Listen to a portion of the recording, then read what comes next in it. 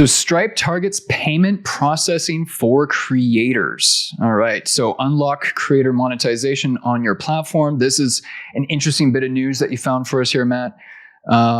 It tells us here that Stripe has entered into some kind of agreement with Twitter and Clubhouse and Spotify and Gumroad. Oh, they're working with Gumroad too. Okay, interesting. So for those who don't know, just in case you're in the creator economy and you have no idea how to collect money, Stripe is the number one place to go for payment processing.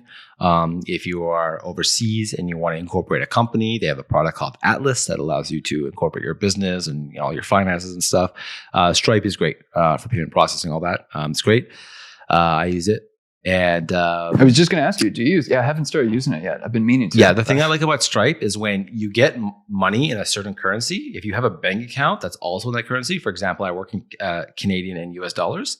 So when US dollars hits the account, it goes to my US dollar account. When Canadian dollars hits my account, it goes to my Canadian dollars account. Oh, okay. And and PayPal, like, we got to stop swearing on the show. I do not like PayPal. Okay. I just that's one of those things that Elon Musk has to buy and just, I don't know, burn it to the ground. Like PayPal's bad. Yeah. Payment processing fees, their customer support is like, who has the worst customer support? PayPal. They are so bad, so bad, and then they'll freeze accounts, they'll shut down accounts. I have so many stories of people who have tens of thousands of dollars in their PayPal account, and then PayPal shuts them down for fraudulent behavior, whatever it is, and they're under investigation or something, and they'll hold their money, they'll freeze their money for months. So not a fan of PayPal, but Stripe, I haven't heard too many bad stories about that. Anyways, why I thought you would like this is because apparently they are teaming up with Twitter to allow cryptocurrency payments for creators. And what I noticed about this, so this story is from April 22nd, which is not too long ago, but I did notice that when I signed up for Twitter Blue, it allowed me to integrate a tip jar on my profile, which allows people to send me money in a cryptocurrency of my choice. So I actually did set up a tip jar. So if you guys want to tip us some money, you go to twitter.com/webfriendly. There's a little tip button now, and you can send us some Bitcoin. And so I think it's interesting that Stripe is getting into crypto payment processing. Yeah, and I love that you flagged this for me because I have some background in this, and we actually are in the middle of preparing for a special cryptocurrency episode for our viewers and listeners that we're going to be. Andrew thinks that if a business is not into crypto and decentralized anything, that they're going out of business soon. So Andrew is confident that Stripe will stay into business. Well, when I was reviewing this link here, let's scroll down here, this Reuters link here, and what does it say? It says users who will receive crypto payments can hold their earnings in crypto wallets on the Polygon network, a crypto infrastructure firm on the Ethereum blockchain, and can then exchange them into other currencies. So let's have a quick chat about this. I'm not a Polygon expert, man, not a Polygon expert whatsoever, but I did some digging before we hit the record button today, and my understanding is, and anyone, if I'm wrong, you can comment in the video, in the comment section below to correct me. But from the research that I've done, it sounds like Polygon is a sidechain, a layer 2 solution, because Ethereum, any blockchain out there suffers from the blockchain trilemma, whereby you can optimize for one factor, but then, or even two factors, but then the other factor becomes harmful, right? It actually hurts the others. So what am I talking about here? I'm talking about speed, I'm talking about fairness, and I'm talking about governance. It's famously known as the blockchain trilemma, and Ethereum famously it's a huge network. I mean, it's a huge distributed network, and it was for the first time when it was launched a few years after the Bitcoin blockchain, it became this very cool thing because now we had for the first time ever programmable money and smart contracts, but they're limited by something like 17 transactions per second, which is incredibly slow when you talk about any global network like Twitter. So what is Stripe and Twitter using here? Polygon. So I did some digging. Turns out Polygon is a layer 2 solution. And whenever you move up to a layer 2 solution, you unfortunately will be giving up some of the efficiency involved that a layer 1 solution would be using, right?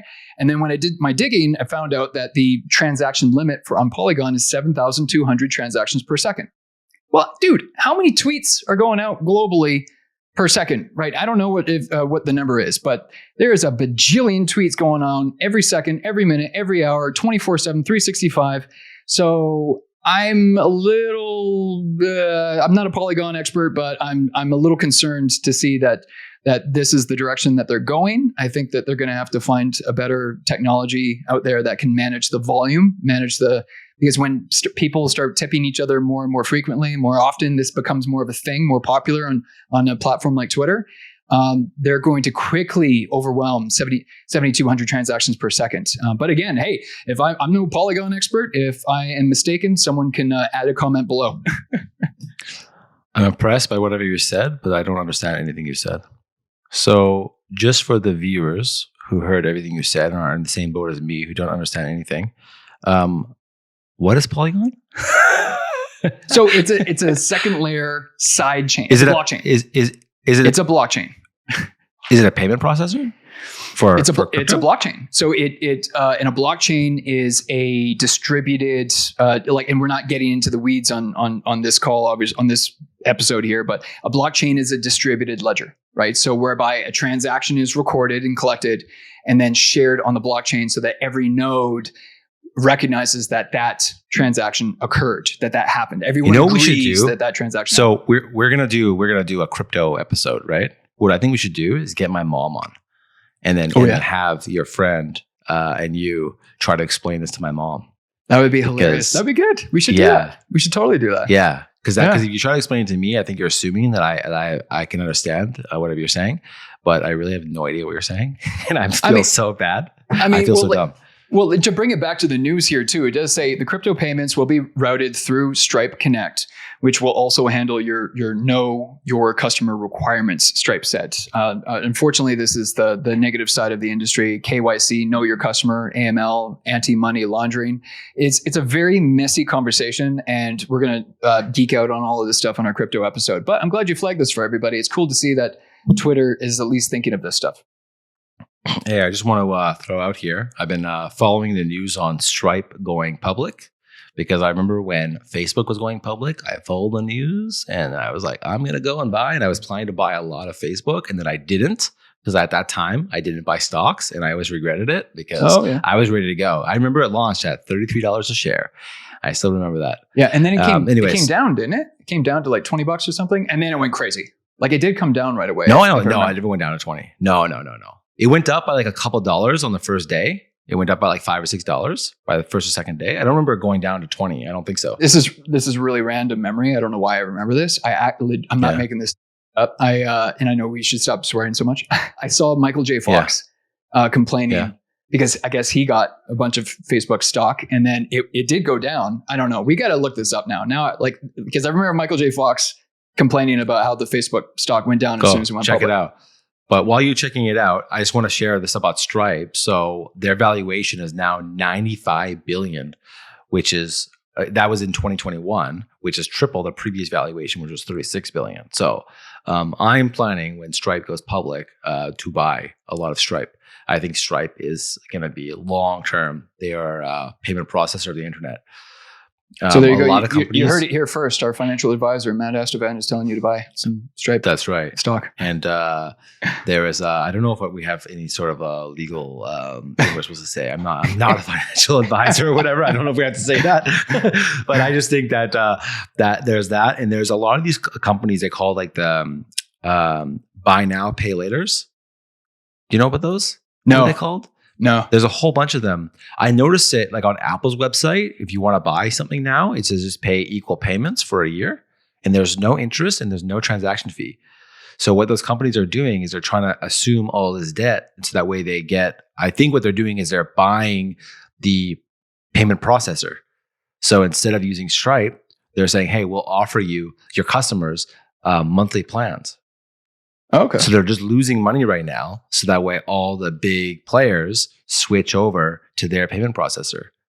Yeah, that makes sense. Well, yeah, it's I wish I had user base. more information. Yeah, I wish I had more information to share about this. But yeah, if you ever notice that, I think it's great because now, I mean, no interest, no transaction fee. There's nothing. There's no reason to pay full price right now. Just Yeah. whatever. Who cares? Yeah, I got you. Right? And Matt, I and found so- it here, man. I found it here on the Motley Yeah. Fool. I don't know if you ever checked out the Motley Fool. Yeah, I have. Yeah, yeah. It does say here, the Facebook's IPO was largely viewed as a failure. In the days following the stock's release, it dropped and dropped and dropped. The stock stayed below the $38 mark for months and finally bottomed out in September 2012 below $18. So yeah, it's Oh, wow.